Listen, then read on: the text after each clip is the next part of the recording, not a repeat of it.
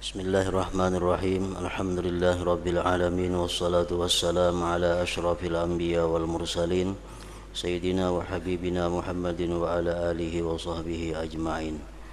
Qala al-musannif al-imam Abu Hamid Muhammad bin Muhammad al-Ghazali rahimahullah wa nafa'ana bi ulumih. Ats-tsaminah ihya'u ma bainal isya'ain wa hiya sunnatun muakkadah wa mimma nukila adaduhu min fi'li Rasulillah sallallahu alaihi wasallam bainal isya'aini sittu raka'at wa li hadhihi salati fadlun azim wa qila innahal murad bi qawlihi azza wa jalla tatajaba junubuhum 'anil madaji' wa qad ruwiya anhu sallallahu alaihi wasallam annahu qala man shalla bainal maghribi wal isya' fa innaha min salatil awwabin.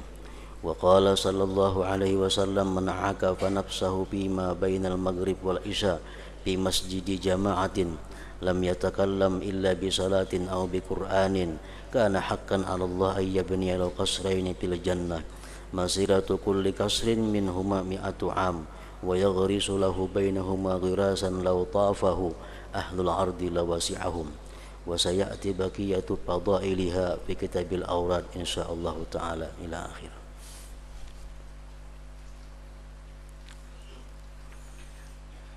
Yang kedelapan daripada yang sunat-sunat, menghidupkan waktu antara maghrib dan isya. Menghidupkan waktu antara maghrib dan isya dengan berbagai macam ibadah. Dan itu adalah sunnah muakkad, sunat yang sangat kuat artinya,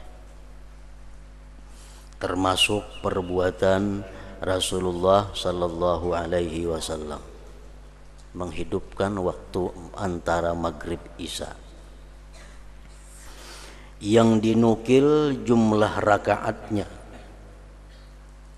salat yang di antara maghrib dan isya adalah 6 rakaat.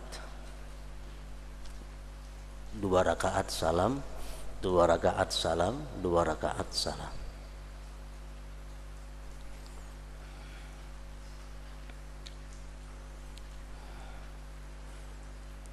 Niatnya usalli sunnatal awwabin, usalli sunnatal awwabin rak'ataini lillahi ta'ala.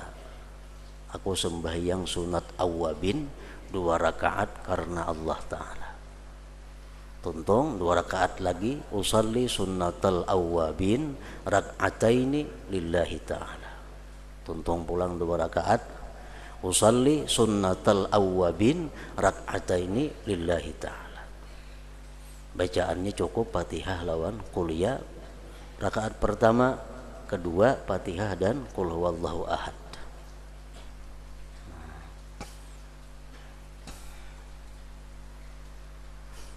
Salat ini mempunyai keutamaan yang besar. Banyak manfaatnya, fadilatnya. Dalam sebuah hadis disebutkan man shalla sitta raka'atin ba'dal maghrib adalat lahu ibadata sanatin kamilah au ka'annahu shalla lailatal qadar. Barang siapa sembahyang 6 rakaat sesudah maghrib, kada termasuk ba'diyah maghrib, itu lain lagi.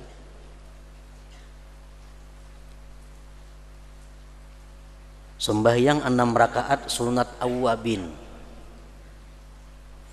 adalat lahu ibadata sanatin kamilah, menyamai bagi dia ibadah 1 tahun sempurna, atau seolah-olah dia sembahyang pada Lailatul Qadar. Jadi salat awwabin itu ada beberapa macam, yang paling banyak jumlah rakaatnya 20. Macam sembahyang tarawih 2 10 kali. Yang tengah 6 rakaat. Yang paling pendek 2 rakaat. Jadi sunat awabin bisa dilaksanakan 2 rakaat, Bisa 4 rakaat, bisa 6 rakaat, sampai 20 rakaat. Nah, untuk yang 6 rakaat ini ada fadilat yang khusus, ada keutamaan yang khusus.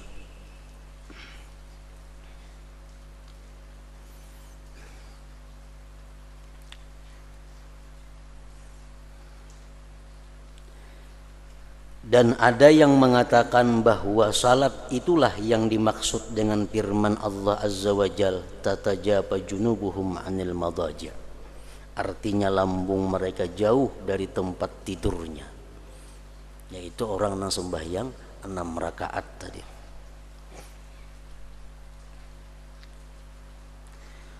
Dan telah diriwayatkan dari Nabi sallallahu alaihi wasallam bahwasanya beliau bersabda, man shalla bainal maghrib wal isya fa innaha min salatil awwabin. Barang siapa yang salat antara maghrib dan isya, maka itu sesungguhnya termasuk salat awwabin, salat orang-orang yang kembali kepada Allah, salatnya orang-orang yang suka berbuat taat kepada Allah. Jadi menurut kebanyakan ulama, salat awwabin ini bisa masuk dalam sembahyang apapun. Umpamanya kita sembahyang imbah maghrib mengqadha sembahyang. Contoh sembahyang maghrib, kita sembahyang ba'diyah maghrib, lalu kita mengqadha.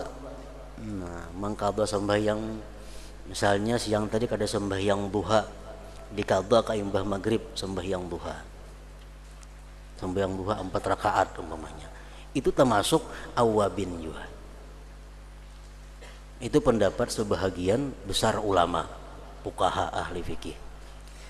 Umpamanya kita qabliyah asar siang tadi kada tagawi, diandak ka imbah maghrib mengqadhanya, itu ngarannya sembahyang awwabin juga. Menurut Imam Ibnu Hajar Al-Haytami, sembahyang awwabin itu kada bisa demikian, mesti diniatkan, usalli sunnatal awwabin. Nah, kayak itu maka.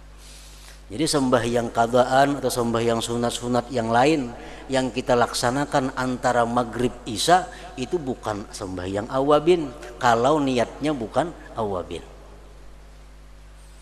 Jadi menurut Ibnu Hajar Al-Haytami mesti diniatkan usalli sunnatal awwabin, rak'ataini lillahi ta'ala. Nah, hanya sunat awwabin ngarannya.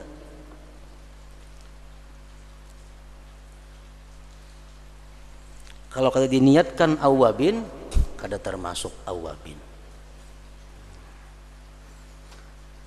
Jadi ada perbedaan pendapat mengenai salat awwabin itu. Salat awwabin itu apakah ada sembahyangnya atau sembahyang mengapa kabila imbah maghrib menggawi awwabin ngarannya? Nah, itu nang khilaf. Ibnu Hajar mengatakan sembahyang awwabin itu ada sembahyangnya, 2 rakaat paling sedikit, paling banyak 20. Niatnya pun sunat awwabin. Itu Ibnu Hajar. Ulama yang lain mengatakan sembahyang apapun walaupun itu qadaan kita gawi imbah maghrib, itu ngarannya adalah awwabin juga. Itu pendapat yang lain lagi.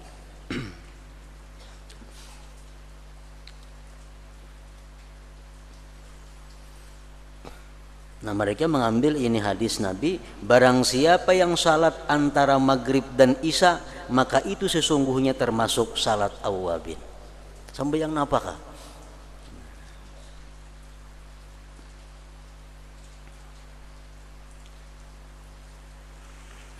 Dan Nabi sallallahu alaihi wasallam bersabda, man akafa nafsahu fima bainal maghrib wal isya fi masjidi jama'atin lam yatakallam illa bi salatin aw bi qur'anin kana haqqan 'ala Allah ay yabniya lahu qasraini fil jannah masiratu kulli qasrin minhuma mi'atu 'am wa yaghrisu lahu bainahuma ghirasa law tafahu ahlul ardi lawasi'ahum. Artinya barang siapa yang menahan dirinya,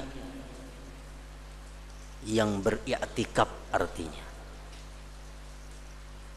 Siapa yang beriktikaf pada apa yang antara maghrib dan isya di masjid melaksanakan jamaah. Sebagian ulama mensyarahkan hadis ini maksudnya adalah di masjid jami'. Macam Masjid Sulaha umpamanya, masjid jami'. Mun dilanggar-langgar surau-surau itu kada masuk masjid jami'. Nah, siapa yang beriktikaf antara maghrib isya di masjid yang dilaksanakan Jumat, di mana ia tidak bercakap-cakap, tidak berbicara kecuali dengan doa atau Quran sampai isya, maka hak atas Allah, pasti atas Allah untuk membangunkan baginya 2 istana di surga.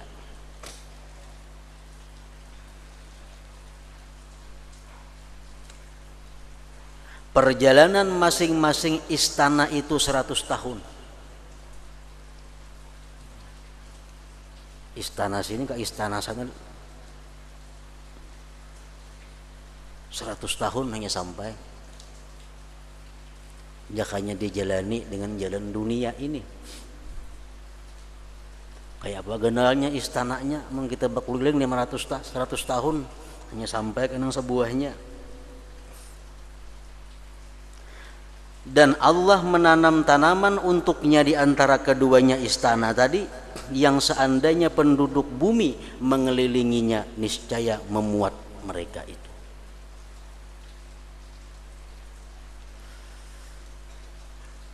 Fadilat orang yang i'tikaf antara maghrib sampai isya.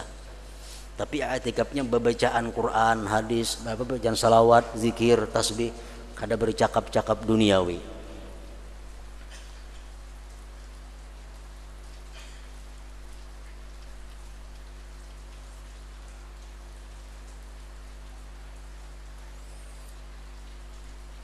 Nah, jadi sembahyang awabin termasuk sembahyang yang khusus diperbuat antara maghrib dan isya.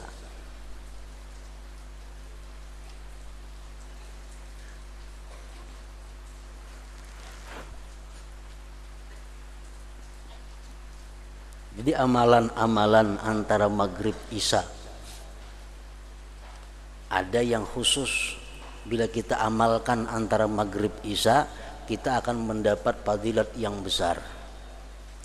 Kalau di waktu lain kita akan dapat fadilat juga, cuma kada sebesar kalau kita mengamalkan antara maghrib dan isya. Sembahyang awabin. Imbah itu lagi membaca tabarak dan alif lam mim tanzil as-sajdah.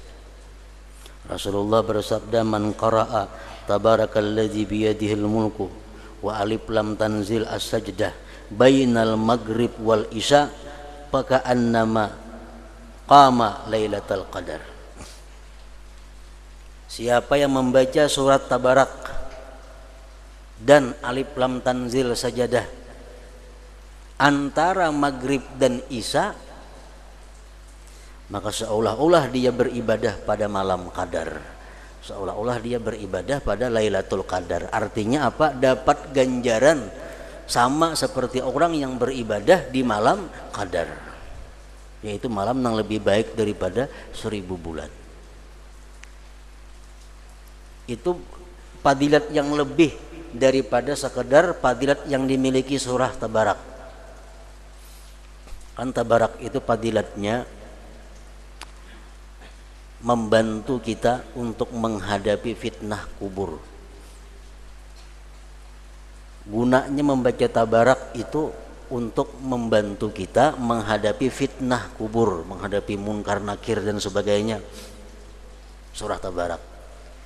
Membaca mbah maghrib kah, imbah isya kah, tengah malam kah, parak subuh kah, kada jadi masalah. Tapi kalau untuk mendapatkan fadilat yang sama dengan Lailatul Qadar, itu membaca surat tabarak dan alif lam sajdah mesti antara maghrib dan isya.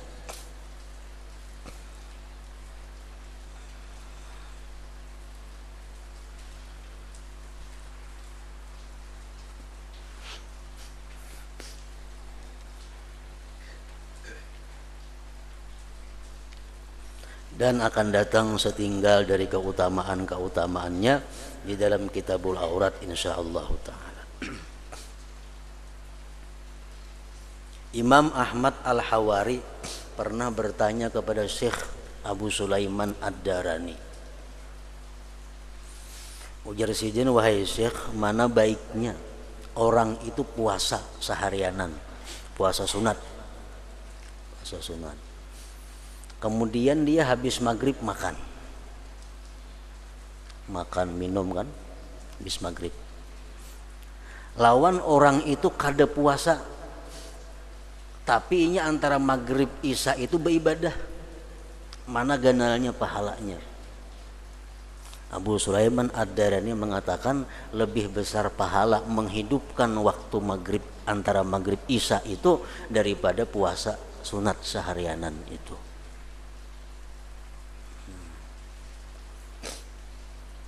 Jadi andai kata kita puasa maghrib makan tuntung makan sembahyang maghrib, kawisi, mandi segala macam isya, kada sampat artinya menghidupkan waktu antara maghrib isya.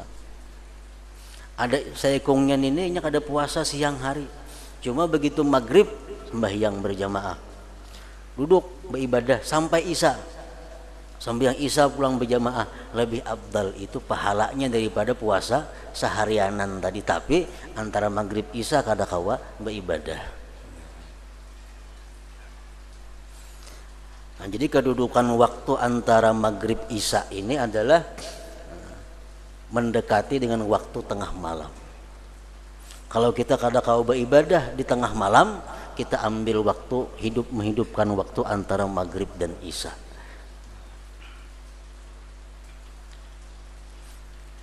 Pasal salat tahiyatul masjid. Salat tahiyatul masjid itu 2 rakaat dan lebih. 4 rakaat kah? 6 rakaat kata salah tahiyatul masjid. Sekurang-kurangnya 2 rakaat. Adalah sunat muakkad, sunat yang sangat dianjurkan. Sehingga salat itu tidak gugur meskipun imam sedang mengkhutbah pada hari Jumat, serta kuatnya kewajiban mendengarkan kepada khatib. Mendengar khatib hukumnya wajib. Hukumnya wajib. Terutama orang 40 itu dulu. Kalau kita masuk masjid, kita masih dituntut untuk sembahyang tahiyatul masjid. Kalah mendengarkan khutbah itu. Padahal kan di situ kita mendengarkan khutbah disuruh. Tapi kalau kita masuk masjid, khatib sedang berkhutbah, apakah kita langsung duduk mendengar khutbah atau tahiyatul masjid dahulu? Tahiyatul masjid dahulu. Daripada kuatnya anjuran sembahyang tahiyatul masjid itu.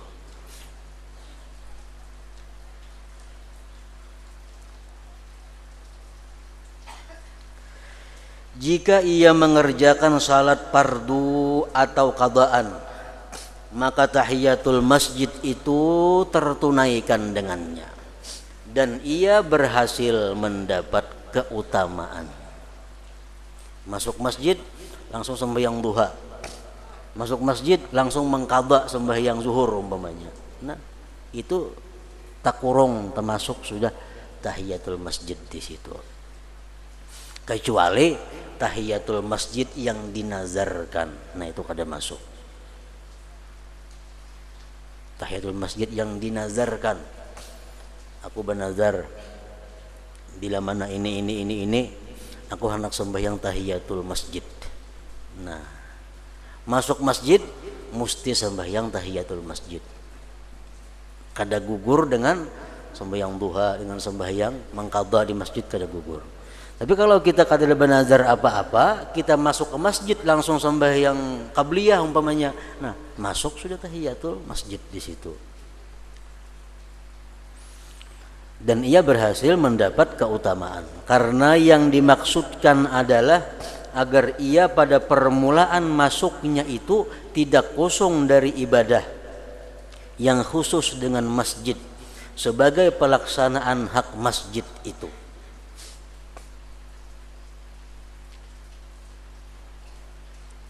Karena yang dimaksudkan adalah agar ia pada permulaan masuknya itu tidak kosong dari ibadah yang khusus dengan masjid.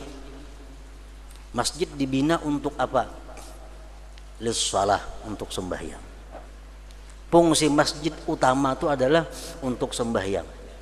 Sehingga amal ibadah apapun yang dilakukan di masjid bila mengganggu sembahyang, hukumnya haram.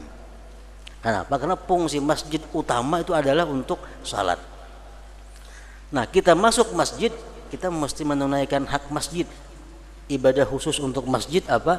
Salat. Nah, jadi salat tahiyatul masjid. Oleh karena itu makruh masuk masjid tanpa wudu. Ini menurut Imam Al-Ghazali. Oleh karena itu makruh masuk masjid tanpa wudu. Kenapa? Karena kadang-kala menghormati masjid. Kadang-kala sembahyang tahiyatul masjid. Jika ia masuk masjid karena liwat atau duduk, maka hendaklah ia mengucapkan subhanallah walhamdulillah wala ilaha illallah wallahu akbar. Artinya maha suci Allah, segala puji bagi Allah, dan tidak ada Tuhan selain Allah, dan maha besar Allah. Ia mengucapkannya sebanyak 4 kali. Misal kita masuk masjid, hendak sembahyang tahiyatul masjid, katiya bahadas, ada boleh sembahyang. Nah, untuk menutupi itu baca 4 kali subhanallah walhamdulillah wala ilaha illallah wallahu akbar. Dikatakan bahwasanya itu mengucap 4 kali tadi membandingi 2 rakaat pada keutamaannya.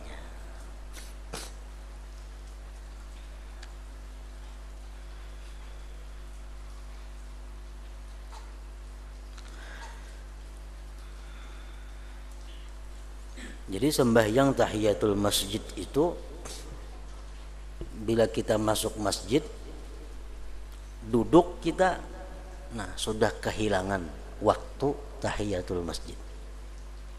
Bisa masuk masjid yang berduduk nah kada kau lagi sembahyang tahiyatul masjid karena sudah duduk. Jakanya berdiri aja kada berduduk.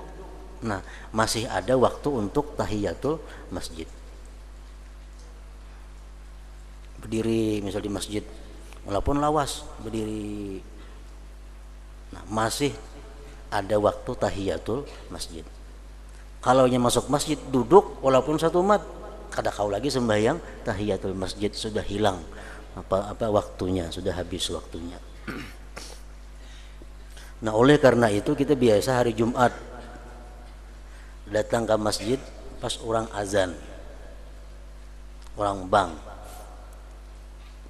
masuk orang bang, jangan berduduk, berdiri. Hendak menyahuti azan dahulu berdiri. Tuntung kita menyahuti orang azan, tuntung azan, sembahyang apa kita? Sembahyang qabliyah Jumat. Qabliyah Jumat nih. Nah, orang sudah bang, qabliyah Jumat. Karena kita berdiri aja tadi menunggu tadi, sembahyang qabliyah Jumat otomatis termasuk tahiyatul masjid di dalamnya, dapat pahalanya. Amun kita orang bang masuk ke masjid duduk.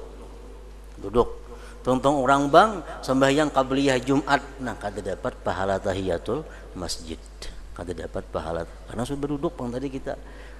Nah, jadi menunggu orang azan itu kalau kita hendak menyahut azan itu berdiri aja.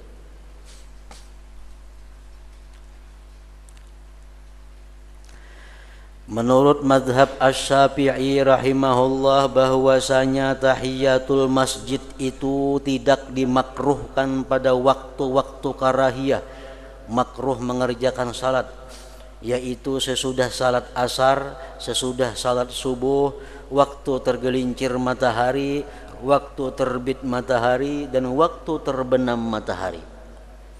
Tahiyatul masjid tetap dituntut. Masuk ke masjid pukul 12. sembahyang tahiyatul masjid. Sampai yang lain kada boleh nih tuh. Kenapa? Karena matahari parahatan tergelincir. Matahari tenggelam kada boleh sembahyang. Matahari terbit kada boleh sembahyang. Imba asar kada boleh sembahyang sunat. Imba subuh kada boleh sembahyang sunat. Tapi kalau kita masuk masjid walaupun imba asar tetap dituntut tahiyatul masjid.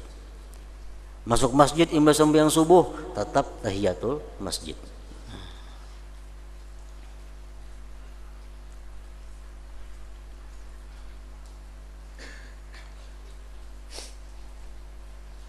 Karena apa yang diriwayatkan annahu sallallahu alaihi wasallam shalla rak'ataini ba'dal asri faqila lahu amanahaitana an hadza faqala huma rak'atani kuntu usallihima ba'da zuhur fashaghalani anhumal wafdu. Artinya bahwasanya Nabi sallallahu alaihi wasallam salat 2 rakaat sesudah salat asar. Imba sembahyang asar Nabi sembahyang 2 rakaat sunat. Lalu ditanyakan kepada beliau, tidakkah engkau melarang kami dari ini? Maka pian melarang kami sembahyang sunat imba asar. Napa pian sembahyang imba asar?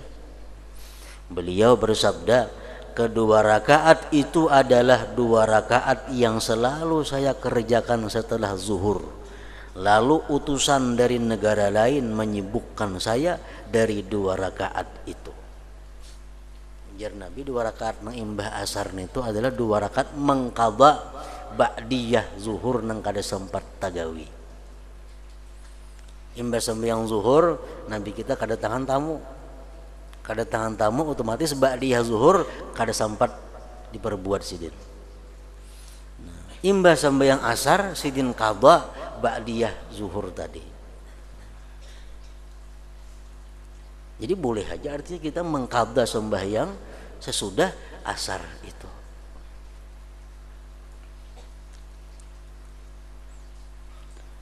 Hadis ini memberi 2 faidah, 2 pengertian. 1, kemakruhan itu makruh sembahyang imbah subuh, makruh sembahyang imbah asar. Makruhnya makruh tahrim. Arti makruh tahrim ini haram, berdosa dan kada sah sembahyangnya. Sembahyang sunat imbah asar, imbah subuh haram dan kada sah.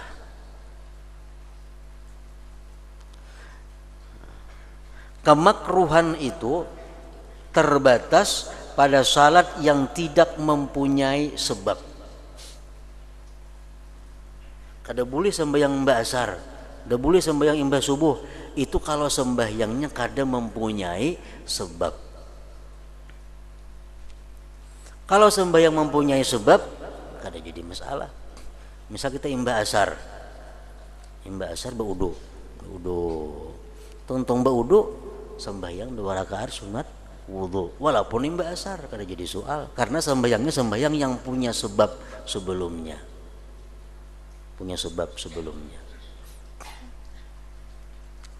Kemakruhan itu terbatas pada salat yang tidak mempunyai sebab. Termasuk sebab yang paling lemah adalah mengqadha salat sunat. Kada sembahyang duha tadi aur, kada sembahyang duha. Imbah asar hanya ada waktu puang. Mengqadha sembahyang duha kada jadi masalah karena ada sebab sebelumnya.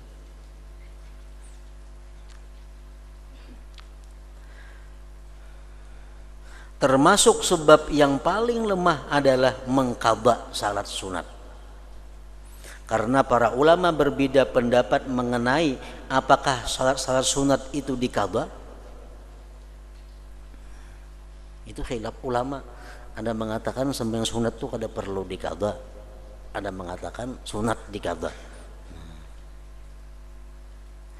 Apabila ia melakukan seperti apa yang tertinggalkan, terliwati waktunya, apakah menjadi qadhaan?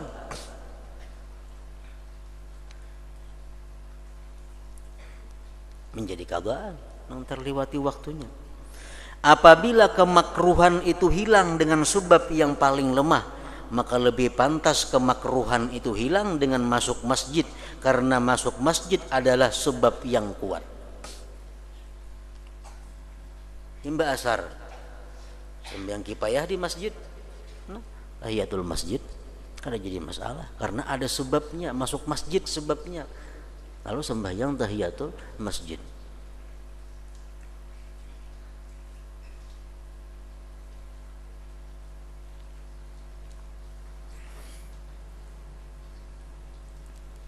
Kecuali sengaja, sengaja mengintai-ngintai, nah itu nang kada boleh. Waktu masih banyak haji nang puang banyak, kayak nagin mangkada aku imba asar aja mangkada, menyenghaja meletakkan sesuatu ke waktu nang makruh, nah itu kada boleh. Amun memang kada ada kesempatan lagi misalnya, nah diandak ka imba asar itu kada apa-apa. Contohnya lagi kita aur-aur bangun guring berwudu segala macam, orang kamat sembahyang subuh atau kamat sembahyang asar. Nah mana kita gawe dulu 4 berjamaah sembahyang asar. Nah sunat asar, sunat subuh kayaknya menggawe imba sembahyang subuh, imba sembahyang asar. Nah itu kada jadi masalah. Amun kulir, nah ini kan kada boleh. Orang bang ada duduk orang yang kabliah kena ku kada aja mbak asar, nah ini nang kada boleh. Manyang haja maandak waktu ke tempat nang waktu kada boleh nitu. Oleh karena itu salat jenazah tidak makruh apabila ada biang jenazah, kada makruh mbak asar karena ada punya sebab. Tidak makruh salat gerhana dan istisqa pada waktu-waktu ini karena salat-salat itu mempunyai sebab. Pas imba asar gerhana matahari, nah, sembahyang sunat gerhana kada jadi masalah karena ada sebab sebelumnya. Amun sembahyang sunat mutlak, nah kada boleh imba asar imba subuh. Sembahyang istikharah kada boleh imba asar imba subuh. Sembahyang hajat kada boleh imba asar imba sembahyang subuh. Sembahyang hadiah kada boleh imba asar imba subuh karena kada ada sebab sebelumnya.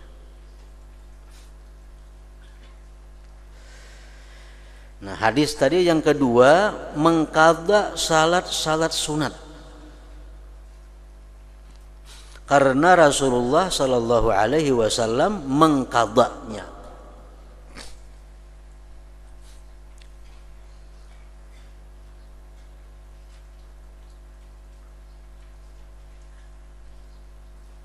Nabi kita mengqadha sembahyang ba'diyah zuhur karena kesibukan, karena ada tamu, karena ada apa, kada talaksana sembahyang ba'diyah zuhur sidin qadha imbah asar. Berarti Nabi kita mau mengqadha sembahyang sunat. Kalau sembahyang sunat ini kita disuruh mengqadha, apalagi sembahyang fardu.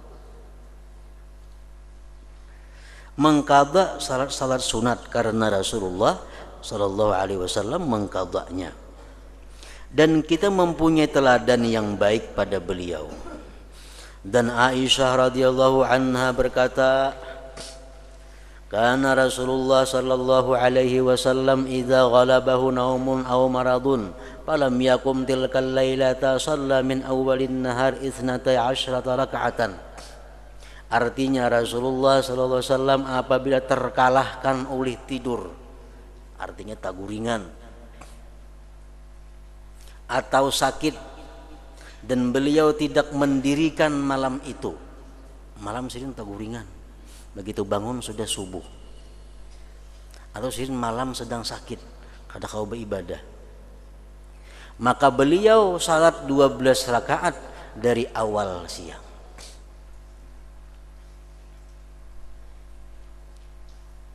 Mengqadha sembahyang malam, mengqadha sembahyang malam. Para ulama berkata, barang siapa di dalam salat lalu ia terlewatkan dalam menjawab muazzin, maka apabila ia salam maka ia mengqadha dan menjawabnya meskipun muazzin itu telah diam. Jangankan sembahyang, menjawab azan aja kita disuruh mengqadha. Menjawab orang bank.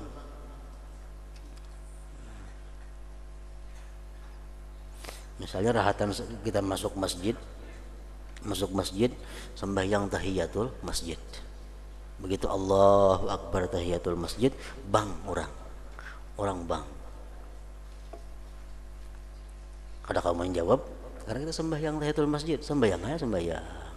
Tontong tahiyatul masjid, tontong orang bang juga. Nah, mengqadha menjawab itu masih disunatkan. Mengqadha menjawab muazin itu masih disunatkan. Apalagi mengqadha sembahyang nang ketinggalan maginnya. Sekarang tidak ada artinya perkataan orang yang mengatakan sesungguhnya hal itu seperti yang pertama dan ia tidak mengqadha. Perkataan seperti itu kada perlu dipakai, kada perlu diperhatikan. Ada pendapat yang mengatakan bahwa seorang yang kada sembahyang kada perlu mengqadha lagi jar.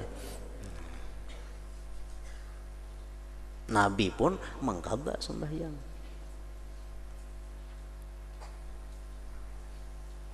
Karena seandainya hal itu demikian, amunnya mengqadha tuh kada ada aturannya. Mun mengqadha tuh kada disuruh, niscaya Rasulullah SAW tidak mengerjakan salat itu dalam waktu karahah, dalam waktu makruh. Sidin mengqadha ba'diyah zuhur imba asar pada waktu makruh. Jaka yang mengqadha tu kada sidin mengqadha bang. Jadi kesimpulannya bahwa mengqadha itu adalah sesuatu yang memang dari Rasulullah sallallahu alaihi wasallam. Baik mengqadha sembahyang wajib, baik mengqadha sembahyang sunat, baik mengqadha wirid-wirid yang lainnya. Memang bagi orang yang mempunyai wirid, misal sudah terbiasa membaca asar, membaca ratib, maghrib membaca macam-macam bacaan, Mbak Isa membaca ini, Mbak Juhur membaca ini, Mbak Subuh membaca ini, sudah jadi wirid hariannya. Mbak Subuh ratibul atas misalnya, Mbak Asar ratibul atas atau ratibul haddad sebagainya.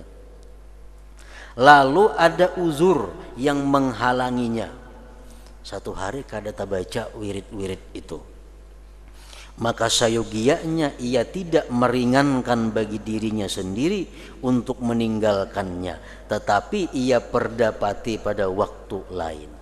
Disuruh kita membayar mengqadhanya. Misalnya mbah maghrib sudah terbiasa membaca sab'un munjiat, bagi 7 surah itu Yasin, Tabarak, Waqiah dan sebagainya, 7 surah. Itu sudah wirid mbah maghrib membaca itu. Pada hari ini karena kesibukan apa kada terbaca 7 surah. Nah, kayaknya Mbak Isa atau isuk siang dibayar. Sehingga dirinya tidak condong untuk meninggalkan dan meringankan. Memperdapatinya itu baik sebagai jalan memerangi nafsu.